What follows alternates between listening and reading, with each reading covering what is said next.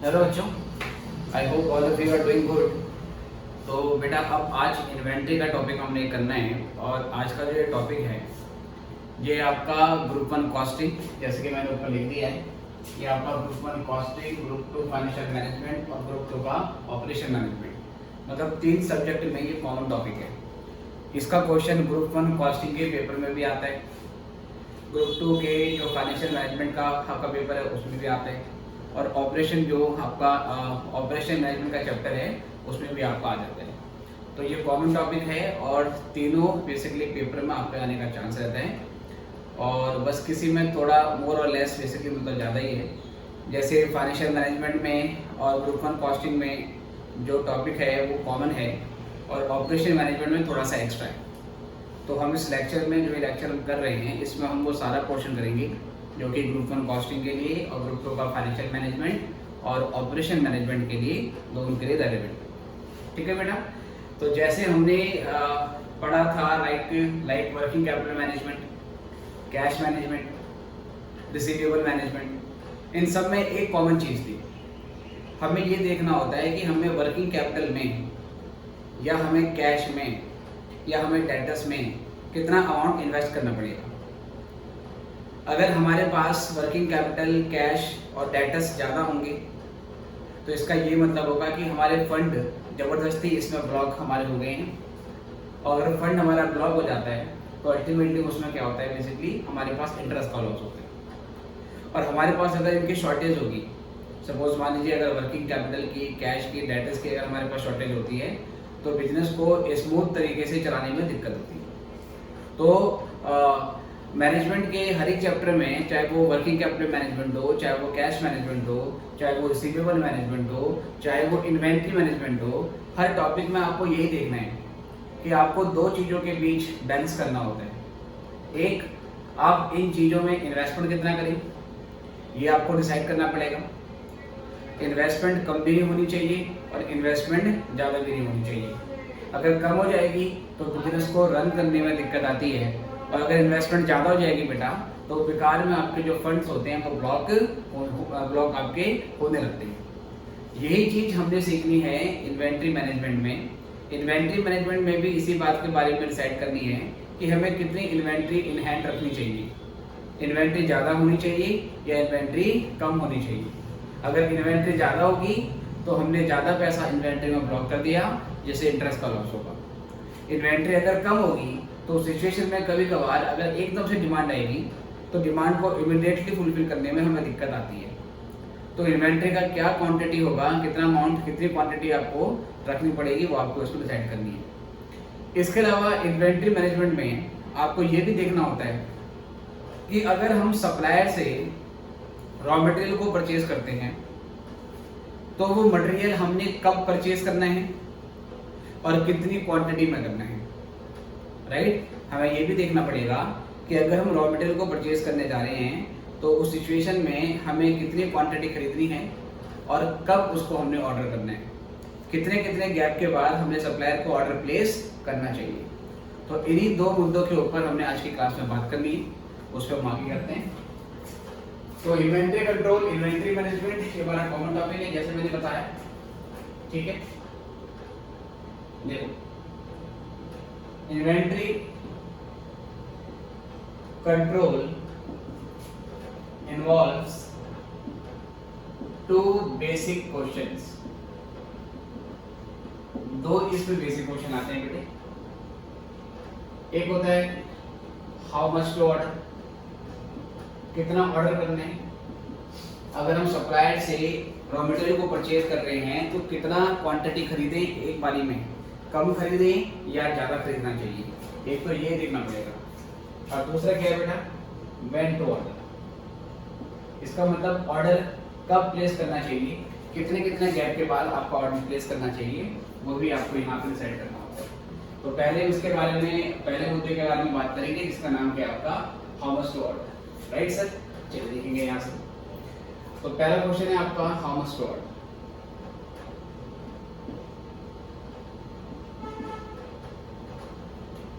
This question implies that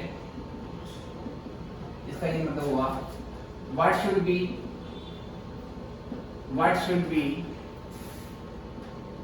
the optimum what should be the optimum order size what should be the optimum order size for purchase of material को purchase करने के लिए या components को purchase करने के लिए जो कि फिनिश प्रोडक्ट में यूज किए जाएंगे, उसके लिए हमारा ऑप्टिमम ऑर्डर साइज क्या होना चाहिए। ठीक है, whether order size should be large, whether order size should be large और स्मॉल। ठीक है सर, हमारा जो ऑर्डर साइज है वो ज्यादा होना चाहिए या हमारा ऑर्डर साइज कम होना चाहिए। ठीक है बेटी, तो इसमें ध्यान रखना है आपको।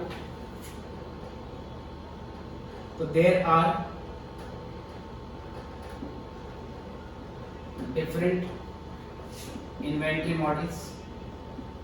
अब इस क्वेश्चन का आंसर देने के लिए बहुत सारे इन्वेंटरी मॉडल हैं, लेकिन हमारे ग्रुप 1 के कॉस्टिंग में केवल एक इन्वेंटरी मॉडल आपको करना है, फाइनेंशियल मैनेजमेंट में भी केवल एक इन्वेंटरी मॉडल आपको करना है, और ऑपरेशन मैनेजमेंट में आपको 2 इन्वेंटरी मॉडल करनी है, जिसमें से एक तो आपका कॉमन है जो ग्रुप 1 के कॉस्टिंग में एफएम में और वाले पार्ट में भी है, और एक सेकंड वाला पार्ट है जो सिर्फ ऑपरेशन मैनेजमेंट में आपको करना है। ठीक है, तो हम पहले फिलहाल कॉमन पार्ट के बारे में बात करेंगे।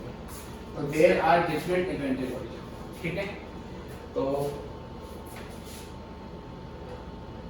There are different inventory models, two of them are, इसमें से बेटा ठीक है कौन कौन से हैं? इसमें पहला आपके पास है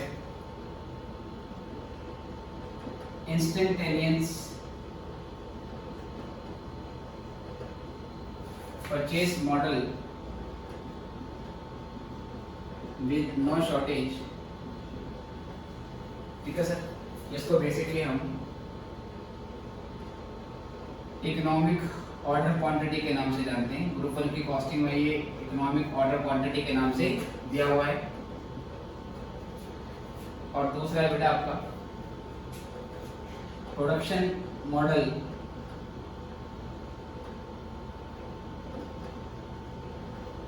विद नो शॉर्टेज, जिसमें कोई शॉर्टेज नहीं होती है इन्वेंटरी की। ये 2 तरीके के मॉडल है। ये और सेकंड वाला जो मॉडल है बेटा, ये सिर्फ ऑपरेशन मैनेजमेंट के बारे में आपको पढ़ना है। ये सिर्फ ऑपरेशन मैनेजमेंट में आपको बेसिकली कवर करना है। और ये जो टॉपिक है ये कॉमन है, ये ग्रुप 1 की कॉस्टिंग है, और उसके बाद फाइनेंशियल मैनेजमेंट और ऑपरेशन मैनेजमेंट दोनों में। ठीक है सर, इनफैक्ट ये तीनों का पार्ट है। सेकंड वाला पार्ट सिर्फ ऑपरेशन मैनेजमेंट का पार्ट है। तो बात करेंगे यहाँ से, तो यहाँ से पहले आते हैं आपका economic order quantity. Economic order quantity बेटा क्या चीज होती है, इसके बारे में बात करते हैं। तो economic order quantity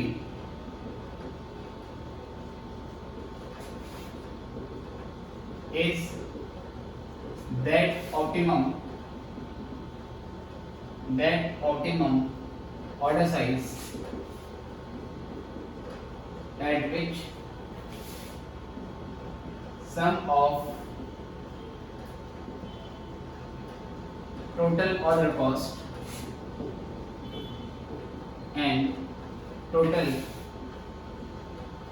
carrying cost is minimized.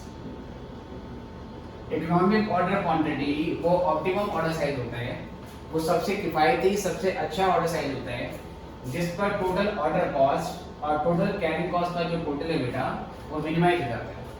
Total order cost और टोटल कैरिंग कॉस्ट का जो बेसिकली आपका टोटल है, इन दोनों का जो सम है वो मिनिमाइज हो जाता है। तो पहले आपको ये समझना पड़ेगा कि ऑर्डर कॉस्ट और कैरिंग कॉस्ट बेसिकली होती क्या है, इसके बारे में बात करते हैं। तो अंडर दिस मॉडल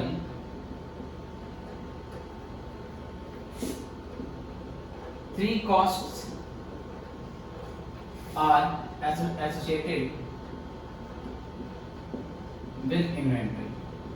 ये कहता है इन्वेंट्री से रिलेटेड आपके पास क्या होती है, 3 कॉस्ट होती है, जिसमें पहली कॉस्ट होती है आपकी, पहली आपकी जो कॉस्ट होती है वो होती है purchase price.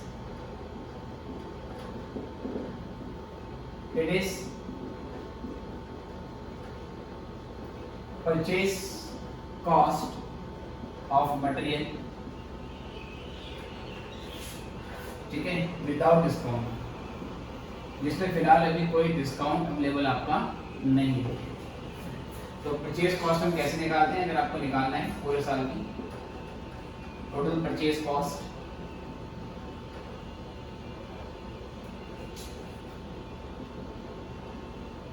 For the year, तो आप पहले ये देखोगे एनुअल रिक्वायरमेंट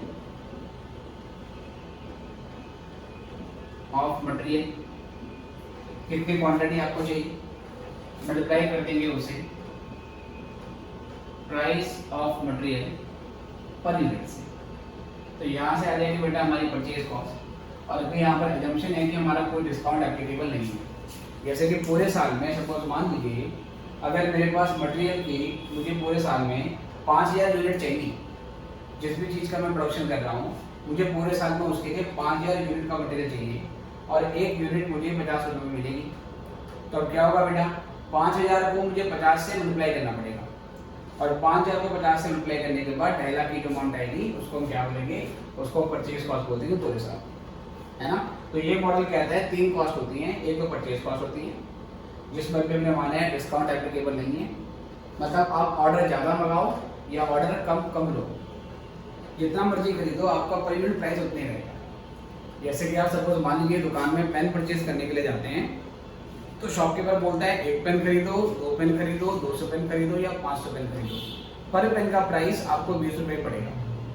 कम ज़्यादा खरीदने से आपका डिस्काउंट पे कोई फर्क नहीं पड़ रहा, ये इस मॉडल में हमने एजम्पशन मानी है, ठीक है, ओके सर। उसके बाद इतना करने के बाद पहले लिख लीजिए और फिर हम बताएंगे ऑर्डर कॉस्ट क्या होती है और फिर उसके बाद बताएंगे कैरिंग कॉस्ट क्या होती है। इतना लिख लेना है फिर हम आगे बढ़ते हैं।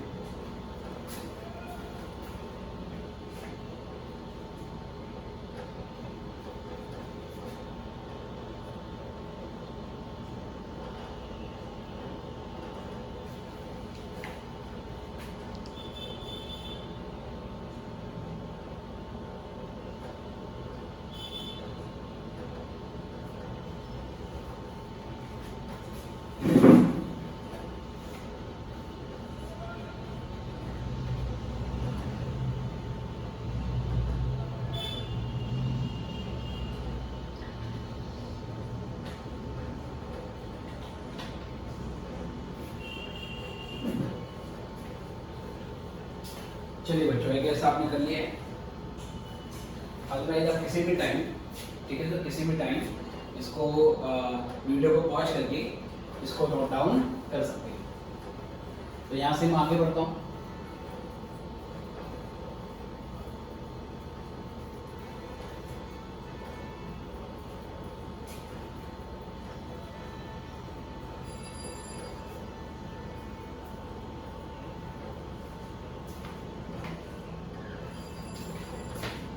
ठीक है जी, चलिए देखते हैं। उसके बाद फिर यहाँ से सेकंड है हमारे पास order cost. Order cost refers to cost of placing the order with supplier and receiving the same order in the premises। Suppliers को ऑर्डर देना और ऑर्डर देने के बाद उसको रिसीव करना, इसके लिए जो भी खर्चा आएगा उसको क्या बोला जाएगा, उसको ऑर्डर कॉस्ट बोला जाएगा। फॉर एग्जाम्पल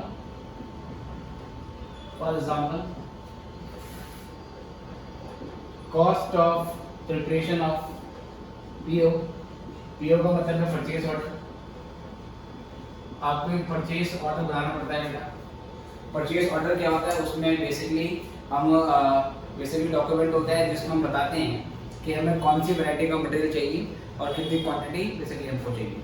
जब तक हम वो परचेज ऑर्डर सप्लायर को नहीं देते हैं तब तक ये नहीं माना जाएगा कि हमने परचेज इनिशिएट कर दिए, तब तक सप्लायर जो है वो सामान को डिस्पैच नहीं करता है। तो ये हमारा पीओ बनेगा।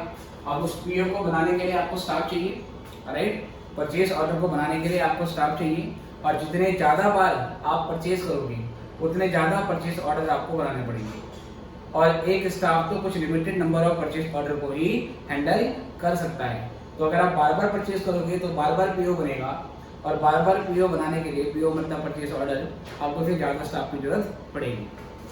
ओके सर, तो cost of preparation of purchase order, उसके अलावा ट्रांसपोर्टेशन कॉस्ट,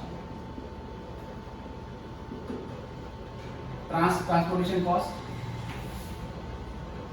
जितना ज़्यादा बार आप परचेज करोगे उतना ज़्यादा बार सामान को पाने के लिए ट्रांसपोर्ट करना पड़ेगा, और जो ट्रांसपोर्ट के चार्जेस हैं सप्लायर जो वो आपसे लेगा।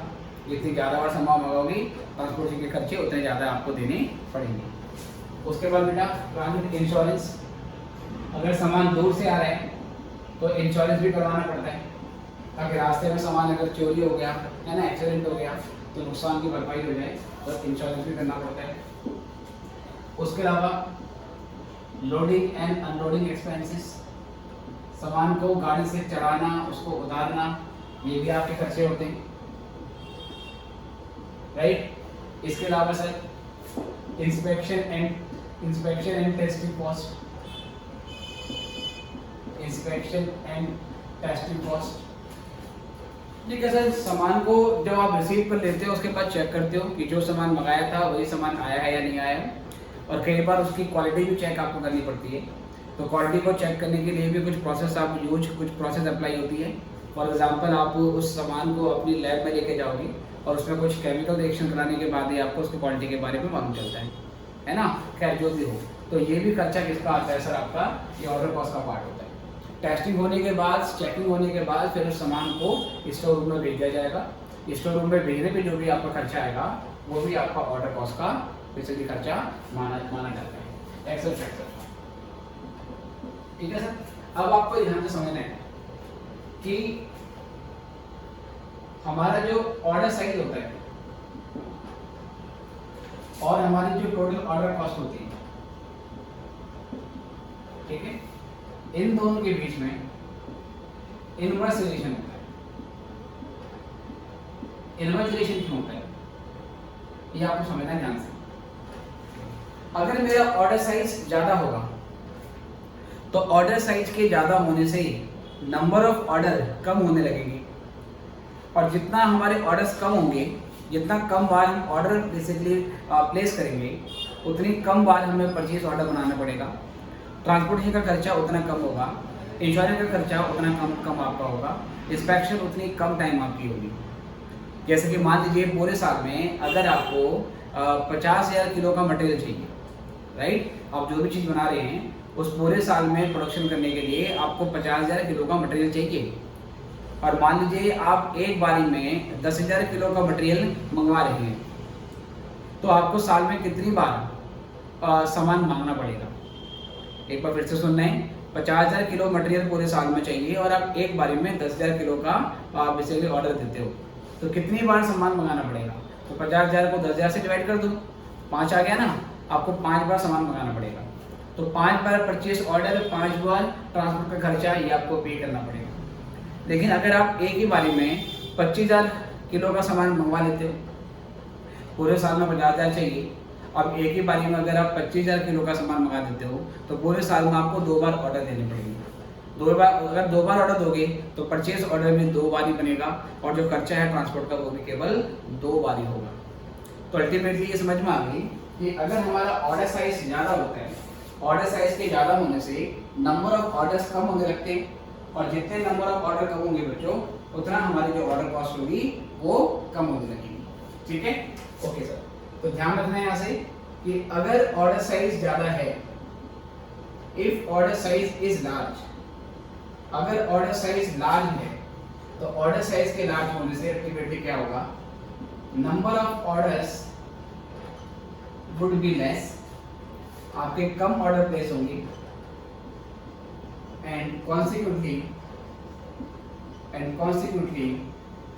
हम कह सकते हैं order cost will come down, हमारी जो ऑर्डर कॉस्ट है बेटा वो कम होने लगेगी। इसका उल्टा भी ट्रू है, तो उसके उल्टे के लिए मैं वाइस वर्सा लिख देता हूँ। वाइस वर्सा का ये मतलब है कि अगर ऑर्डर साइज कम होगा, ऑर्डर साइज के कम होने से हमारे नंबर ऑफ ऑर्डर ज़्यादा हो जाएंगी, और नंबर ऑफ ऑर्डर के ज़्यादा होने से हमारी ऑर्डर कॉस्ट भी ज़्यादा हो जाएगी। तो ये तो होगी बेटे आपकी कौन सी कॉस्ट, ऑर्डर कॉस्ट। चलो इसके बाद यहाँ से जो तीसरा आता है इसको बोलते हैं carrying cost. Carrying cost, carrying cost को हम स्टोरेज कॉस्ट भी बोल सकते हैं। कैरिंग कॉस्ट रेफर्स टू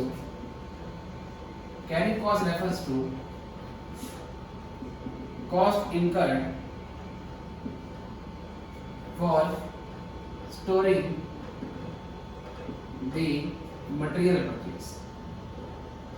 अब जो मटेरियल आप परचेज कर लेते हो बेटा, जो मटेरियल आपने परचेज कर लिया उसको परचेज करने के बाद आपको स्टोर भी तो करना पड़ेगा, तो स्टोरेज में जो खर्चा होगा उस खर्चे को हम कैरिंग कॉस्ट का पार्ट मानते हैं। अब स्टोरेज में कौन कौन से आपके खर्चे होंगे, देखिए सर, अगर आपने सामान स्टोर करना है तो उससे पहले आपके पास एक स्टोर रूम होना चाहिए जहाँ सामान रखा जाएगा, स्टोर रूम का रेंट जाएगा, ठीक है सर। अगर स्टोर रूम आपका खुद का भी होगा तो वो स्पेस इन्वेंटरी को रखने के लिए ऑक्यूपाइड हो जाएगा, तो उस स्पेस से आप जो रेंट कमा सकते थे वो रेंट का लॉस होगा, है ना। तो मान सकते हैं कि रेंटल कॉस्ट है, चाहे वो एक्सप्लिसिट रेंटल कॉस्ट हो चाहे वो इम्प्लिसिट रेंटल कॉस्ट हो। ओके सर, तो स्टोर रूम का रेंट जाएगा, फिर वहाँ पे स्टोर कीपर रखना पड़ेगा जो इन्वेंटरी का रिकॉर्ड रखेगा, उसके साथ में 2-3 और स्टाफ रखने पड़ेंगे, उनकी भी सैलरी जाएगी। फिर स्टोर रूम में जो सामान रखा हुआ है उसका इंश्योरेंस करना पड़ेगा, कभी स्टोर रूम में अगर आग वगैरह लग जाती है, चोरी हो जाती है, नुकसान हो जाएगा, तो उसकी भरपाई करने के लिए भी फिर आपको इंश्योरेंस का प्रीमियम है वो भी आपको देना पड़ेगा। उसके अलावा आप जितनी वैल्यू की इन्वेंट्री परचेज कर देते हो, जितने ज़्यादा रुपए की इन्वेंट्री स्टोर रूम में परचेज कर देते हो, उस अमाउंट पे आपको इंटरेस्ट का लॉस होता है। अगर आपके स्टोर रूम में सपोज 20 लाख रुपए का मटेरियल पड़ा हुआ है, यही 20 लाख रुपए अगर आप बैंक में डाल देते तो वहाँ पर आपको क्या मिलता, उस 20 लाख रुपए के ऊपर इंटरेस्ट मिल जाता। तो सर ये भी आपका इसमें कॉस्ट आती है। इसके अलावा सर बोल सकते हैं कि फॉर एग्जांपल और इसमें चीज़ें क्या आएंगी, आपका इंश्योरेंस मैंने बता दिया, ये बता दिया, और इसके अलावा ऐसे कह सकते हो कि लाइक रिस्क भी होता है। रिस्क किस चीज़ का, आप ज़्यादा मटेरियल एडवांस में परचेज करके अपने स्टोर रूम में डाल देते हो सकता है जिस प्रोडक्ट में ये मटेरियल यूज होने वाला है उसकी बाद में डिमांड ही हट जाए, और बाद में अगर उसकी डिमांड ही हट जाएगी बच्चों तो फिर क्या होगा, फिर वो मटेरियल आपका यूज नहीं होगा, वो पड़ा बेकार हो जाएगा। तो ये सारे फैक्टर्स आपको देखने पड़ते हैं और ये सबके सब कैरिंग कॉस्ट का पार्ट होते हैं, ठीक है सर। तो इसमें क्या क्या आता है बेटा, एग्जाम्पल, फॉर एग्जाम्पल इसको हम ले सकते हैं, for example rent of store room,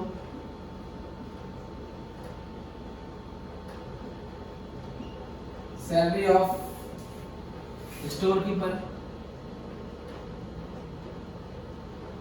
and other store staff, insurance of inventory,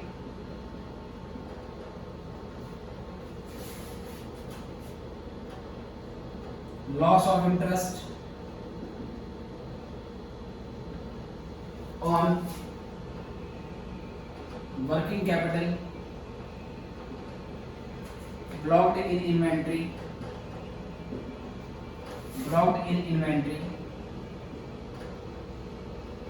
etc. blocked in inventory etc. ठीक है बेटे, ये आपकी चीज है। अब कैरिंग कॉस्ट हमारे ऑर्डर साइज से कैसे अफेक्टेड होती है, जैसे यहाँ बताया था कि ऑर्डर साइज में और ऑर्डर कॉस्ट में इनवर्स रिलेशन होता है। अब ये देखते हैं कि हमारा जो ऑर्डर साइज है और जो कैरिंग कॉस्ट है उसमें किस तरीके का रिलेशन है।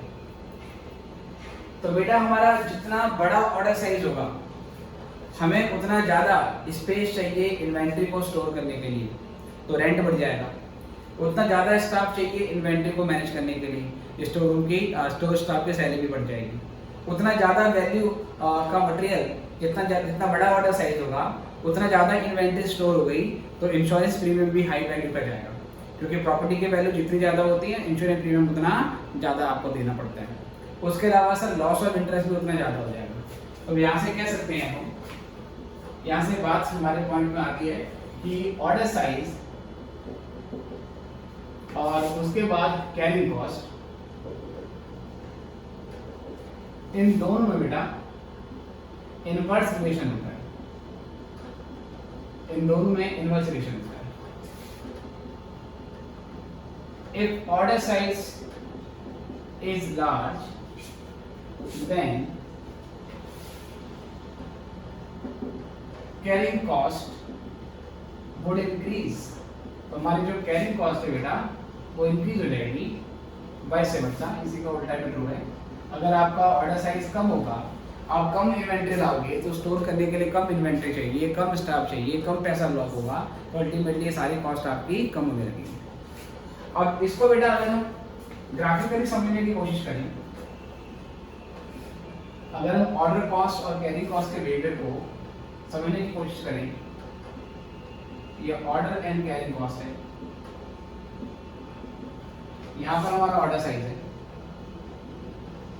तो ऑर्डर साइज के बढ़ने से ऑर्डर कॉस्ट हमारी कम होती है, क्योंकि इनवर्स रिलेशन होता है। तो अगर ये बढ़ेगा तो ऑर्डर कॉस्ट कम होने लगेगी। तो ये बेटा इस तरीके से आ गया आपका, ठीक है। ये आपका सपोज मान लीजिए ऑर्डर कॉस्ट हो गई, ये आपकी ऑर्डर कॉस्ट होगी, ठीक है मेरे बच्चों। और ऑर्डर साइज के बढ़ने से कैरिंग कॉस्ट बढ़ती है। सॉरी मैंने गलत लिख दिया, यहाँ इनवर्स रिलेशन है बेटा, यहाँ रिलेशन डायरेक्ट है, इनवर्स नहीं है, यहाँ रिलेशन है direct, my mistake. Order size में और ऑर्डर कॉस्ट में इनवर्स रिलेशन है, ऑर्डर साइज में कैरिंग कॉस्ट में रिलेशन डायरेक्ट है। ऑर्डर साइज बढ़ेगा तो कैरिंग कॉस्ट भी बढ़ जाएगी, तो यहाँ रिलेशन है हमारा पॉजिटिव है, यहाँ रिलेशन इनवर्स, ठीक है, वो भी ठीक कर देंगे। कैरिंग कॉस्ट बेटा इस तरीके से जाएगी, ये हमारी कैरिंग कॉस्ट हो गई। तो मेरी दिक्कत ये है, मेरी समस्या ये है कि जब मैं ऑर्डर साइज बढ़ा देता हूँ, ये मैं एक्स एक्सिस की ओर टुवर्ड द राइट बढ़ता हूँ, तो ये बढ़ने से मेरी ऑर्डर कॉस्ट क्या होगी, डिक्रीज होगी। तो I make savings in amount of order cost. But जैसे ही मैं ऑर्डर साइज को बढ़ा देता हूँ, मेरी कैरिंग कॉस्ट बढ़ने लगती है। तो ये कम हो रही है पर ये बढ़ रही है। और अगर मेरा ऑर्डर साइज बहुत ज़्यादा हो जाएगा तो अल्टीमेटली मेरी ऑर्डर कॉस्ट तो कम होगी, बहुत कम हो जाएगी, बट कैरिंग कॉस्ट बहुत ज़्यादा बढ़ जाएगी। और ऑर्डर साइज के छोटा होने से ऑर्डर साइज कम रखूंगा तो कैरिंग कॉस्ट तो कम होगी, बट ये चीज़ हमारी बढ़ जाएगी। अब दिक्कत यही है कि हमारा ऑर्डर साइज क्या होना चाहिए। अल्टीमेट ऑब्जेक्टिव है कि हमारी जो ये ऑर्डर कॉस्ट और कैरिंग कॉस्ट है, इसका टोटल मिनिमाइज होनी चाहिए। परचेज कॉस्ट को हम यहाँ पर इंक्लूड नहीं कर रहे हैं, क्योंकि परचेज प्राइस तो सेम ही रहेगा। ऑर्डर साइज कम ज़्यादा होने से मेरा purchase price per unit affected नहीं होने वाला है, क्योंकि मैंने अभी एजम्पशन ली है कि डिस्काउंट हमारे पास एप्लीकेबल नहीं है। ऑल्दो आगे कुछ क्वेश्चन करेंगे जिसमें हमें डिस्काउंट वाला जो मॉडल है उसके बारे में बात करेंगे, राइट बेटा। तो अल्टीमेटली बात ये आई कि कैरिंग कॉस्ट, ऑर्डर कॉस्ट, इसका टोटल मिनिमाइज होना चाहिए। अब ये मिनिमाइज कैसे होगा, तो उसके लिए हम क्या करते हैं बेटे, उसके लिए हम मिड में निकालते हैं, इन दोनों के बीच का रास्ता निकालते हैं, जहाँ पर ऑर्डर साइज और कैरिंग कॉस्ट एक दूसरे को कंपनसेट कर देती है, एक का बेनिफिट दूसरे के लॉस से कंपनसेट हो जाता है।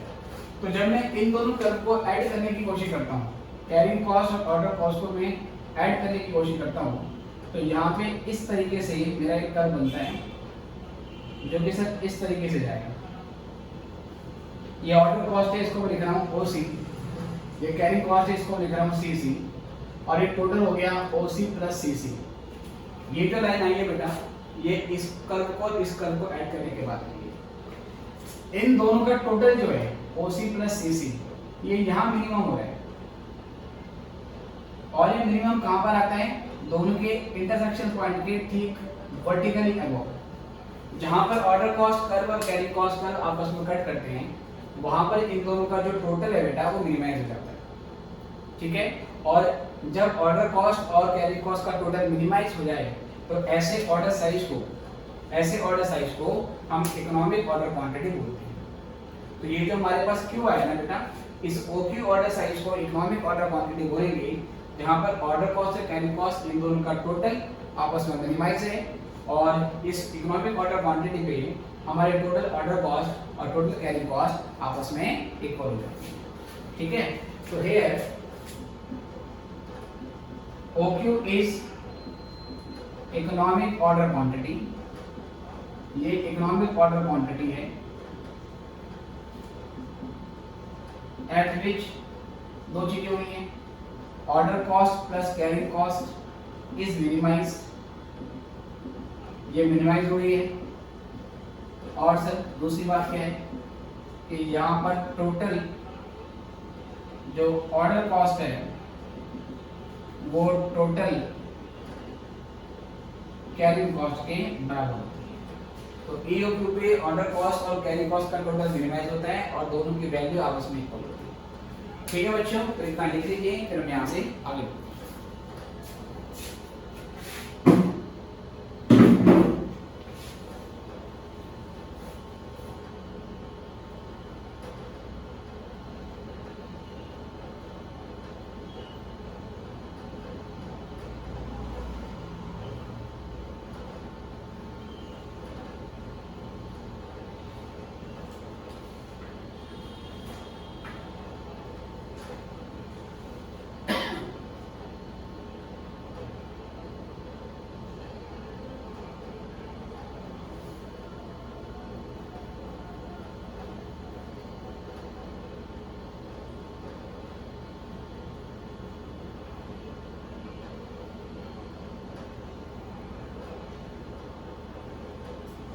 चलिए बच्चों, अब ये जो इकोनॉमिक ऑर्डर क्वांटिटी है इसको हम निकालेंगे कैसे।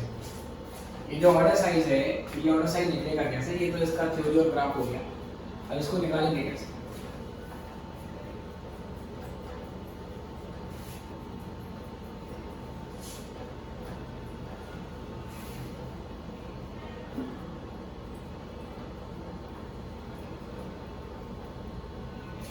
ठीक है, फिर एक फॉर्मूला देखिए इसका। तो फॉर्मूला फॉर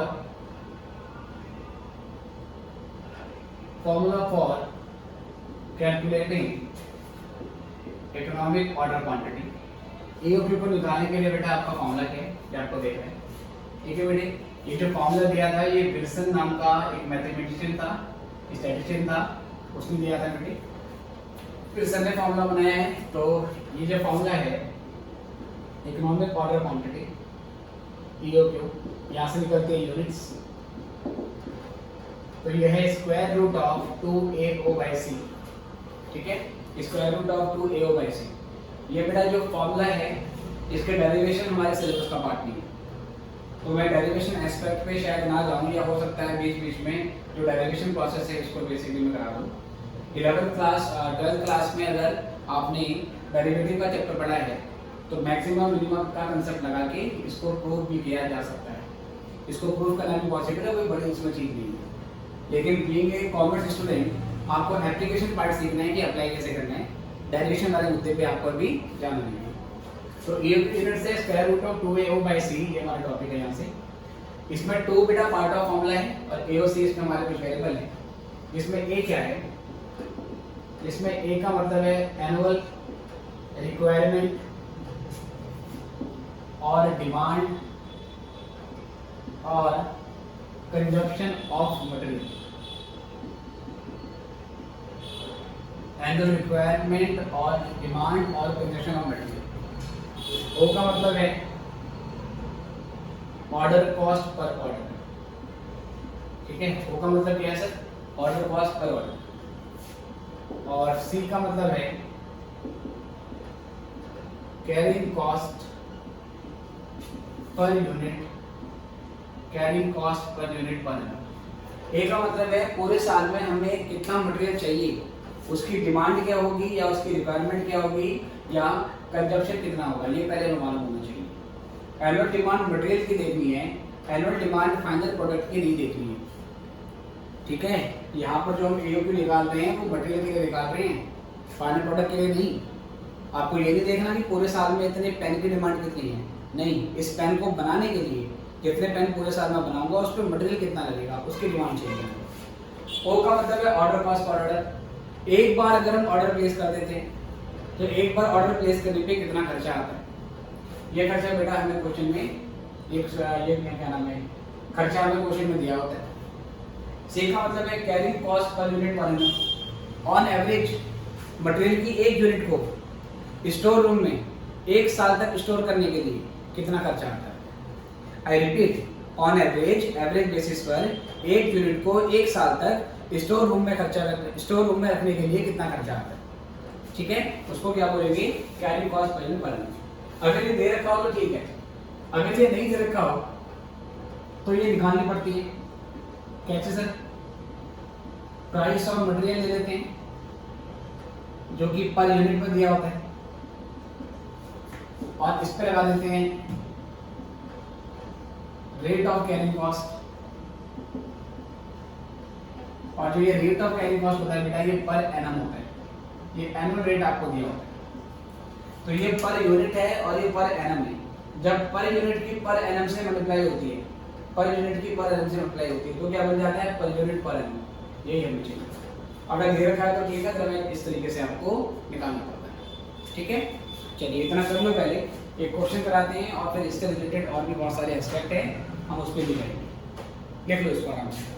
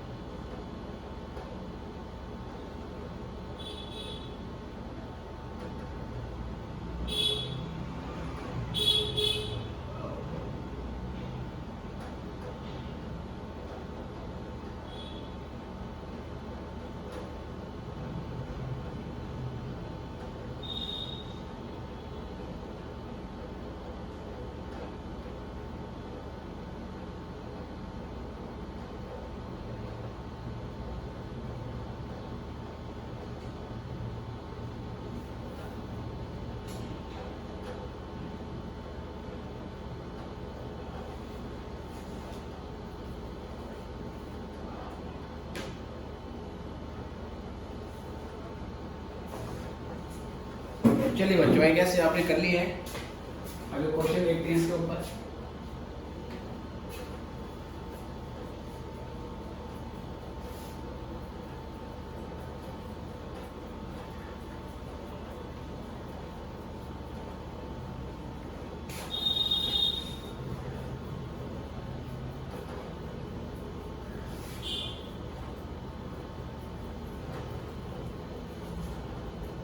चलिए इस पे क्वेश्चन बेटा हम क्वेश्चन लिखेंगे।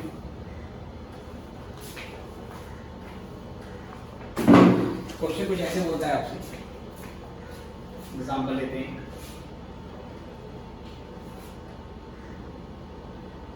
कहता है Ram industry needs 1350 units per quarter of a bought out component which will be used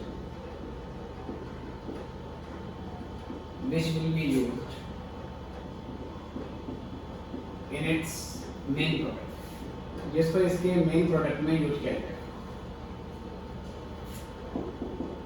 The order cost is rupees 250 per order, 250 per order. Price of material या प्राइस ऑफ कंपोनेंट, मटेरियल बोल देगा या component बोल देगा, is ₹200 per unit, 200 per unit, and rate of carry cost, rate of carry cost is 15% per annum. ठीक है, question में आपसे पूछता है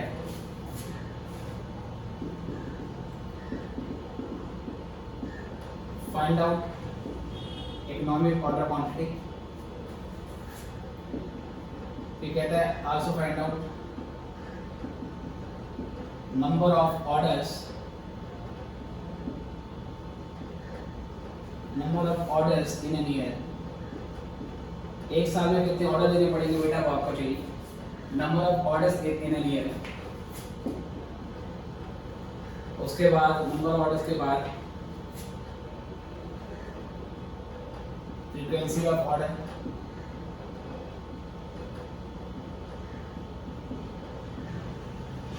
total order cost, total cost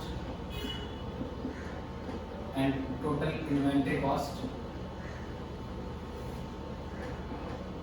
at EOQ level.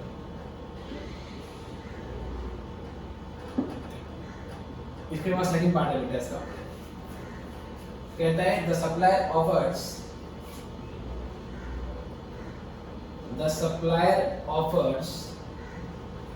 the supplier offers say 10% discount in price of component if order size is increased to say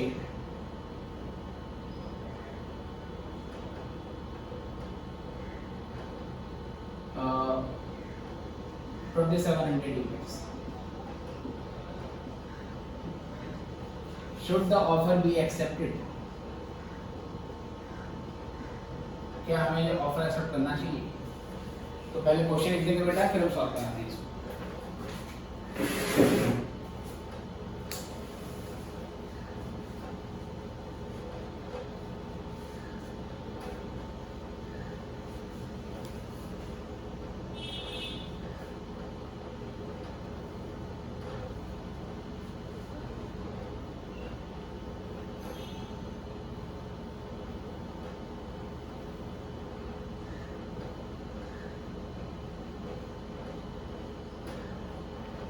okay बच्चों, I guess आपने question note कर लिया होगा या आप किसी भी टाइम वीडियो को पॉज करके इसको नोट कर सकते हैं।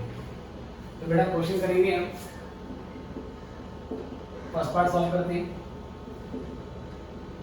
पहले चाहिए हमें एनुअल यूसेज या बोलेंगे रिक्वायरमेंट या बोलेंगे कंजप्शन, यूसेज ऑफ कंपोनेंट। बेटा कितना चाहिए? एक क्वार्टर में 1350 चाहिए, है ना। एक क्वार्टर का मतलब हो गया 3 महीने। एक क्वार्टर में अगर 1350 चाहिए तो बेटा उसके बाद हम कह सकते हैं एक साल में 4 क्वार्टर होते हैं, इस हिसाब से कितना चाहिए आपको? तो आईपीएस से 1352 और ये आ जाएगा 5400 यूनिट्स। उसके बाद ऑर्डर कॉस्ट पर ऑर्डर, इसको हम ग्राउंड करेंगे ओ से। ऑर्डर कॉस्ट पर ऑर्डर बेटा आपको 250 रुपये मिलेगी। उसके बाद carrying cost per unit per annum, अगर ये दे रखी हो तो ठीक है, लेकिन अगर नहीं दी हो तो कैसे निकालना पड़ता है? प्राइस ऑफ मटेरियल ले लेते पर यूनिट और rate of carrying cost per annum ले लेते हैं। तो आप देखो इसमें जो प्राइस ऑफ मटेरियल है बेटा या कंपोनेंट है वो 200 है, 200 रुपये का प्राइस बोला है, और जो रेट है बेटा वो हमारा 15% है। तो 200 का 15% निकाल देंगे तो 300 रुपये का रेट हमारा आ जाता है, कैरी कॉस्ट आ जाती है पर यूनिट पर। अब हमें इकोनॉमिक ऑर्डर क्वांटिटी निकालनी है, EOQ निकालना है। तो फॉर्मूला है स्क्वायर रूट ऑफ 2AO/C। मैं इसकी डेरिवेशन एस्पेक्ट पे नहीं जा रहा, ठीक है, हम इसके डेरिवेशन एस्पेक्ट पे नहीं जा रहे हैं, तो इस पार्ट का फॉर्मूला हमेशा लिखना है सर। अब यहाँ से हम सॉल्व करेंगे इसको, तो 2 और A का वैल्यू है 5400 और उसके बाद आपका जो O है वो है 250 और ये C बेटा है आपका 30। अब सर ये कैलकुलेटर से आपको सॉल्व करना है, तो करो फिर मैं सॉल्व करता हूँ।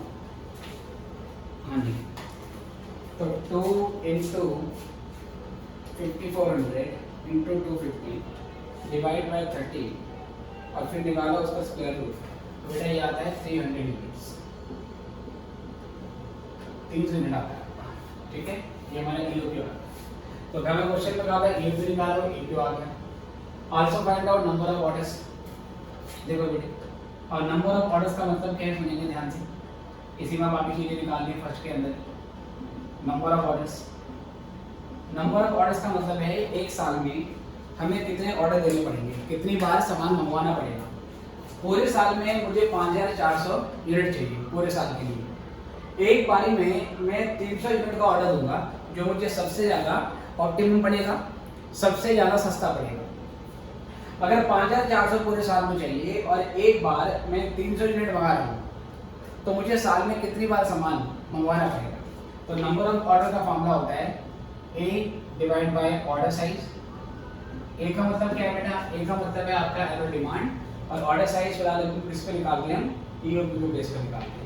तो ये हो जाएगा 5400 डिवाइड बाय 300, तो 5400 डिवाइड बाय अगर 300 करोगे तो बेटा ये 18 ऑर्डर आपको साल में देने पड़ेंगे, आपको साल में 18 ऑर्डर्स देने पड़ेंगे, ठीक है। और उसके बाद यहाँ से sir total order cost, total order cost कैसे निकालोगे, पहले ये पता लगाओगे कि पूरे साल में कितने ऑर्डर्स आपको देने पड़ेंगे और एक बार ऑर्डर देने पे कितना खर्चा आता है ना। पूरे साल में कितनी बार सामान मंगाओगे और फिर एक बार ऑर्डर देने पे कितना खर्चा आता है।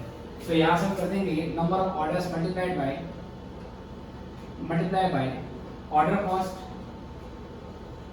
पर ऑर्डर। तो बेटा नंबर ऑफ ऑर्डर कितने हैं, नंबर ऑफ ऑर्डर आपके लिखे हैं 18 और एक ऑर्डर पे कितना खर्चा आता है सर, एक बार ऑर्डर देने पे खर्चा आता है 250 रुपये का। तो 18 की आप 250 से इंटू करें, 88 इंटू 250, तो उसके बाद हम करेंगे 4500, ठीक है। चलो अब सी करेंगे, यहाँ से टोटल ऑर्डर कॉस्ट आ गए। अब मुझे यहाँ से निकालना है पहले एवरेज इन्वेंटरी इन स्टोर। अगर एवरेज इन्वेंटरी इन स्टोर निकालनी है तो ये हाफ ऑफ ऑर्डर साइज होती है, हाफ ऑफ ऑर्डर साइज, ठीक है। तो हाफ और जो मेरा ऑर्डर साइज है बेटा वो 300 आया, 300 आया तो 150 यूनिट्स, ठीक है। EOQ मॉडल में ये एजम्पशन है कि हमारा जो एवरेज स्टॉक होगा वो ऑर्डर साइज का आधा होगा, ठीक है। चलो ये ध्यान रखना, it is part of assumption, ये इसका पार्ट है कि जितना ऑर्डर साइज है उसका आधा आपको यहाँ पे तो 150 यूनिट आपने यहाँ से लिखी। अब यहाँ से फिर हम करेंगे total carrying cost, total carrying cost. तो यहाँ से फॉर्मूला आएगा आपका हाफ इनटू ऑर्डर साइज, जो कि क्या बन जाएगा sir, half into order size, ये तो बन गई एवरेज इन्वेंटरी जो कि हमें यहाँ पे निकालनी है, और इसको इनटू कर देंगे हम carrying cost per unit per annum, ठीक है। ऑन एवरेज 150 यूनिट हमारे स्टोर रूम में हमेशा रहती है और एक यूनिट को एक साल के लिए कैरी करने के लिए 30 रुपये का खर्चा आता है। तो 150 यूनिट को पूरे साल तक कैरी करने के लिए कितना खर्चा आता है, तो सीधे 150 की आप 30 से इंटू कर लो। 150 क्या था हमारा sir, half of order size, मतलब ये सेम चीज जो कि एवरेज इन्वेंट्री थी। तो यहाँ से हम कर देते हैं दोबारा हाफ इंटू 300 और इंटू 30। आप सॉल्व करोगे बेटे तो ये 4500 ही आएगा। सॉरी ये आपको 4500 ही आएगा, क्योंकि मैंने बताया था इकोनॉमिक ऑर्डर क्वांटिटी में, ठीक है बेटे, ऐसा होता था ना, दोनों यहाँ पर कट करते हैं। जब ईओक्यू निकालते हैं तो ईओक्यू पे ऑर्डर कॉस्ट का कर्व और कैरी कॉस्ट का कर्व आपस में कट करता है। तो ईओक्यू के पॉइंट पे ऑर्डर कॉस्ट मतलब कि बी और कैरी कॉस्ट मतलब कि डी, ये दोनों हमेशा इक्वल आते हैं, क्योंकि ग्राफिकली भी दोनों चीजें आपस में क्या करती है, ग्राफिकली दोनों चीजें आपस में इंटरसेक्ट करती है। ठीक है बेटे, तो half of order size into carry cost per unit per annum, यहाँ से हमारा ये वैल्यू आ गया। अब ये करने के बाद बेटा, ये करने के बाद यहाँ से आगे बढ़ेंगे और फिर निकालने को बोला है क्वेश्चन में। क्वेश्चन में पूछा है total order cost, total cost ये क्या लिखा है मैंने, number of orders, frequency of order, total order cost, total carrying cost, यहाँ पे बीच में वर्ड लग गया है total carrying cost. Total carrying cost बेटा ये निकाल दी मैंने, और इसके बाद कहता है आपको total inventory cost at EOQ. आपको टोटल इन्वेंटरी कॉस्ट निकालनी है। टोटल इन्वेंटरी कॉस्ट कैसे निकालते हैं निकालता हूँ मैं, पहले ये यहाँ तक नोट कर लीजिए, फिर मैं फर्स्ट पार्ट का ये टोटल इन्वेंटरी कॉस्ट निकाल दूँगा जल्दी।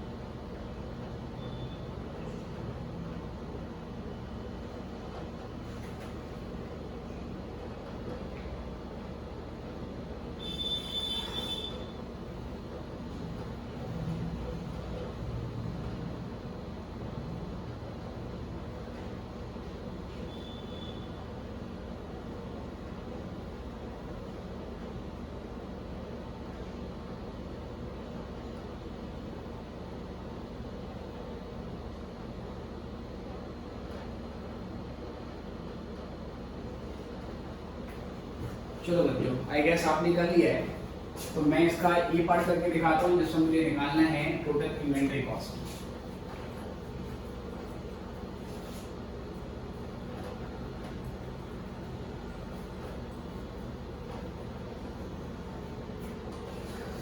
चलिए,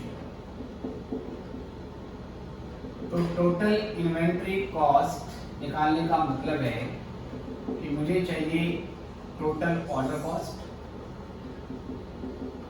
प्लस टोटल कैरिंग कॉस्ट, ठीक है बेटे, और प्लस टोटल परचेज कॉस्ट। इन तीनों को जोड़ देंगे तो हमारे पास ये आ जाता है। ठीक है बेटे, टोटल ऑर्डर कॉस्ट आपने निकाल ली थी, वो आई है 4500। टोटल कैरिंग कॉस्ट 4500 यहाँ निकाली, देखो ये बी पे ऑर्डर कॉस्ट है, बी को यहाँ पे कैरी कॉस्ट निकाली। इस पे हाफ ऑफ ऑर्डर साइज क्यों निकाला है, इसमें कंफ्यूज मत होना। इसका बेसिक फॉर्मूला है average inventory multiplied by carry cost per unit per annum. Average inventory half of order size होती है, इससे यहाँ पे ले लिया। हाफ ऑफ ऑर्डर साइज क्यों, अगेन ये एजम्पशन है ईओक्यू के मॉडल की। ईओक्यू में क्या क्या एजम्पशन है वो अभी मैं इस क्वेश्चन को करवाने के बाद लिखवा दूंगा, क्योंकि पेपर में ईओक्यू की थ्योरी भी आ जाती है। तो 4500 इंटू 4500 ये आ गया। टोटल परचेज कॉस्ट का मतलब था हमारा, ये कैसे निकालते थे, एनुअल डिमांड कितनी मटेरियल की into price of material per unit, ठीक है। तो ये 4500 ये आपका हो गया 9000, और उसके बाद प्लस एनुअल डिमांड कितनी मटेरियल की, एनुअल है 5400, और एक आपको पड़ेगा 200 रुपये का। तो 5400 की पहले 200 से इंटू करनी है और फिर आपको 9000 रुपये उसमें रख देना है। चलो सर, तो 5400 इंटू 200 प्लस कर देंगे 9000, तो सर ये हमारा 10,89,000 आ जाता है। ठीक है सर, ओके। बाकी ध्यान रखना है, ऑपरेशन मैनेजमेंट में कई बार हम टोटल इन्वेंट्री कॉस्ट निकालने के लिए शॉर्टकट फॉर्म में लगा लेते हैं। वो कुछ ऐसे होता है A बाई क्यू, क्यू का मतलब है ऑर्डर साइज, क्यू का मतलब क्या order size, multiplied by O मतलब ऑर्डर कॉस्ट पर order, plus half into Q into C, again Q का मतलब है ऑर्डर साइज, यहाँ पे क्यू का मतलब ऑर्डर साइज, सी का मतलब कैरिंग कॉस्ट पर यूनिट पर आना, और प्लस कर देते हैं यहाँ पे फिर हम, ठीक है, A into Q, sorry A into plus A into P, P क्या है बेटा, P है price of material per unit. तो कई बार ऑपरेशन मैनेजमेंट में इस तरीके से शॉर्ट फॉर्म में लगाया जाता है, मतलब ये अलग अलग ना निकाल के सीधे इन्वेंट्री कॉस्ट बोलिए तो इस फॉर्म से आप लगा सकते हो। Annual demand divide by order size, ये ऑर्डर क्वांटिटी जो कि Q था हमारा, ये जीरो नहीं है, ये O है, O का मतलब है ऑर्डर कॉस्ट पर order, half part of formula है, अगेन ये हमारा आ गया ऑर्डर क्वांटिटी, ये ऑर्डर साइज, C है carry cost per unit per annum, A का मतलब सेम है एनुअल डिमांड, और P का मतलब है price of material per unit. तो ये सीधे लगा के भी आप फॉर्मूला लगा सकते हैं। पहला पार्ट इसका बेटा सॉल्व हो गया, ठीक है, इतना नोट करेंगे, फिर मैं इसके बाद सेकंड वाले पार्ट में आता हूँ। नीचे वाला पार्ट मैं रख कर देता हूँ क्योंकि ऊपर वाला पार्ट लिखना है आपको, इसको कर लीजिए और फिर हम इसके सेकंड पार्ट पे आते हैं।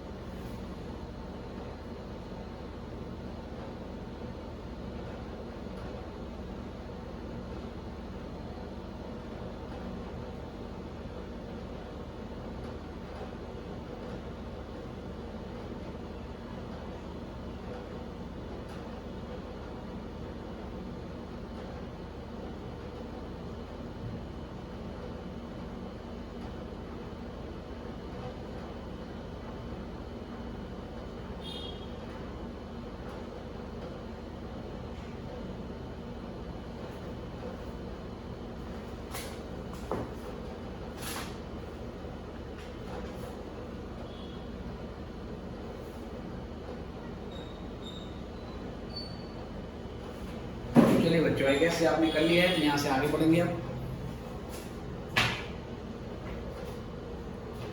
सेकंड पार्ट में बोलता है सप्लायर हमें 10% का डिस्काउंट देता है अगर हमारा ऑर्डर साइज 2700 यूनिट का होता है। अभी हमने इसमें AOQ निकाला और AOQ के हिसाब से हमें 300 यूनिट का ऑर्डर देना चाहिए, है ना, क्योंकि 300 यूनिट आपके लिए सबसे सस्ता है, लेकिन ये तब है जब डिस्काउंट ऑफर नहीं है। अब क्वेश्चन कह रहा है कि सप्लायर कह रहा है एक बारी में 300 यूनिट ना लेकर आप एक ही बारी में 2700 यूनिट ले लो, तो हम उसको मना करेंगे। हम बोलते हैं भाई अगर 2700 यूनिट परचेज करेंगे तो हमारी कैरिंग कॉस्ट बढ़ेगी, इसलिए हम 300 यूनिट से कम या इससे ज़्यादा परचेज नहीं करना चाहते। लेकिन सप्लायर कह रहा है कि अच्छा अगर 2700 यूनिट परचेज करने पे आपकी कैरिंग कॉस्ट बढ़ जाती है तो मैं ना आपको डिस्काउंट दे देता हूँ, है ना, और मैं डिस्काउंट दे देता हूँ, आप डिस्काउंट से अपनी कैरिंग कॉस्ट को कंपनसेट कर लो। तो अब हमें चेक करना है कि क्या डिस्काउंट सफिशिएंट है हमारी इंक्रीज इन कैरिंग कॉस्ट को कंपनसेट करने के लिए। हमें टोटल इन्वेंट्री कॉस्ट निकालनी पड़ेगी, एक बार 300 के लेवल पे और एक बार 2700 के लेवल पे। 300 के लेवल पे टोटल कॉस्ट पहले निकाल चुके हैं हम, ये आ गया 10,89,000। अब हम क्या करेंगे, 2700 के यूनिट पे टोटल कॉस्ट निकालेंगे और फिर चेक करेंगे कि क्या 2700 यूनिट पे टोटल कॉस्ट 10,89,000 से कम आ रही है या ज़्यादा आ रही है। अगर कम आएगी तो हम डिस्काउंट ऑफर को एक्सेप्ट कर लेंगे। तो यही काम हम करने जा रहे हैं। तो देखो कैसे करेंगे।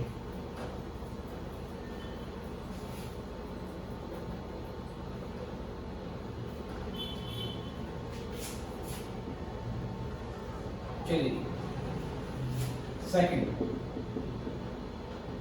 सप्लायर का ऑफर है 10% डिस्काउंट ऑन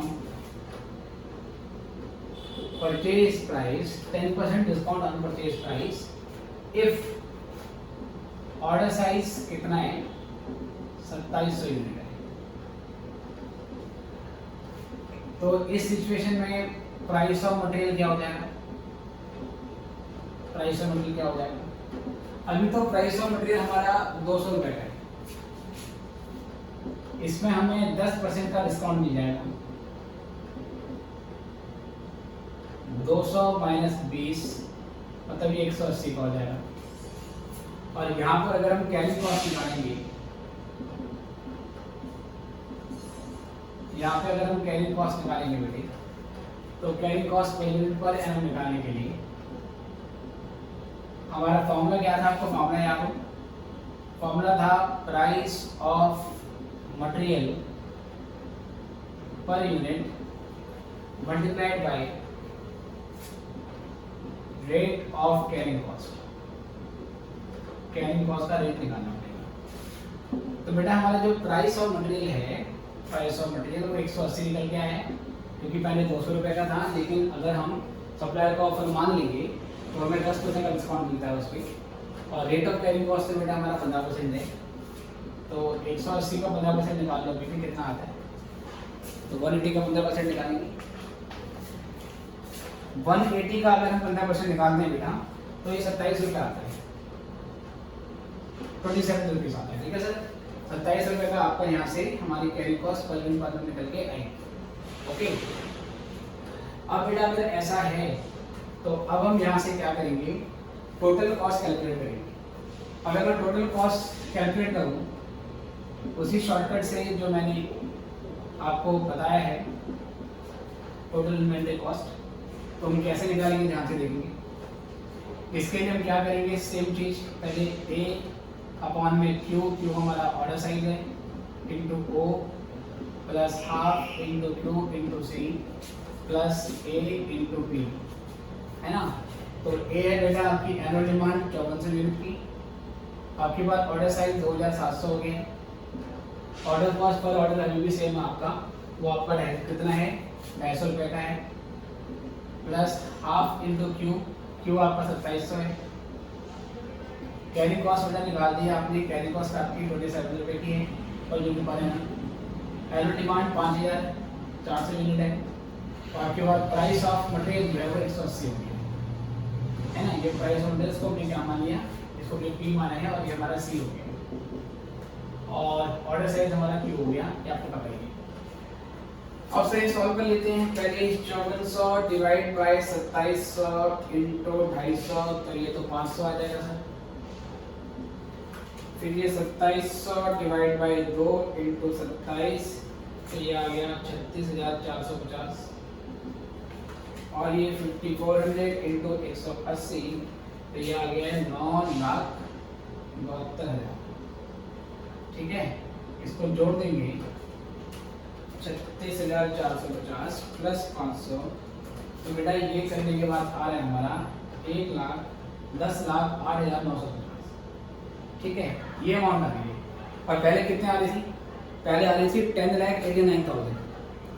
इसका मतलब ये है कि अगर हम डिस्काउंट ऑफर को मान लें तो डिस्काउंट ऑफर में हमारी टोटल कॉस्ट कम बैठेगी, और डिस्काउंट ऑफर में कॉस्ट हमेशा कम बैठेगी, जरूरी नहीं है, हो सकता है डिस्काउंट सफिशिएंट ना हो और ऑर्डर साइज बढ़ाने से हमारी कैरिंग कॉस्ट बहुत तेजी से इंक्रीज हो रही है। तो हर बार डिस्काउंट किफायती नहीं होगा, आपको डिफरेंस निकालना पड़ेगा। तो यहाँ पर आप क्या लिखोगे, यहाँ पर आप करोगे एनालाइज। मैं भी क्वेश्चन वाला पोर्शन बेसिकली रफ कर देता हूँ, यहाँ पे लिख लिया होगा।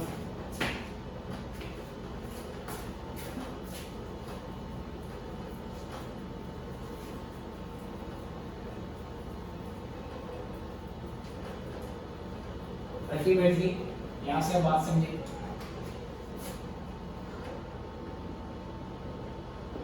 टोटल इन्वेंट्री कॉस्ट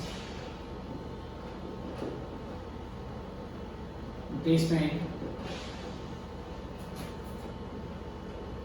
अगर ऑर्डर साइज 300 यूनिट्स है और कोई डिस्काउंट नहीं है, और दूसरा है 2700 यूनिट्स है विद 10% डिस्काउंट। ठीक है, ये हमारा ऑर्डर साइज हमने अलग अलग दो ले ली।